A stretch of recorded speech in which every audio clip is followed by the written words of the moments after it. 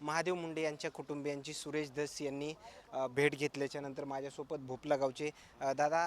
तुम्ही प्रॉपर भोपलेचे भोपल्याचे मी चुलता काय त्याच्या हे तुम्ही त्यांचे चुलते आहात पण हे तपास मात्र लागत नाही 15 महिने पूर्ण लागतच नाही तपासणं. काय वाटतं हे अन्याय का सामान्य माणसावर व्हायला हां सामान्य जनतेला अन्याय आहे. आज 15 वर्ष झालं आम्ही 15 महिने झालं त्याचा तपास लागत नाही. येऊन जाऊन त्याचे पाय गेली नक फिरून फिरून कधी म्हणजे कशा कशा पद्धतीत तुम्हाला आंदोलन वगैरे करावं लागलं हे म्हणजे असं आहे की आम्हाला तुम्ही स्वतः वडील आहेत महादेव मुंडे हां मारेकरी अटक होत आणि त्याला न्याय मिळावा आम्हाला एवढंच आमचं म्हणणं आहे, दुसरं काही नाही. आतापर्यंत जे मसाजोग जे ग्रामस्थ तुमच्या सोबत होते त्यांनी आणि तुम्ही काय काय करावं लागलं तुम्हाला कधी परळी बंद ठेवावं लागली काही आंदोलन वगैरे करा दोनदा ठुली परळी बंद 10 वेळेस आम्ही चक्रा मारून ठाण्याला राहिला ते म्हणाले आम्ही काढता होतच कुणी बी आलं तरी म्हणा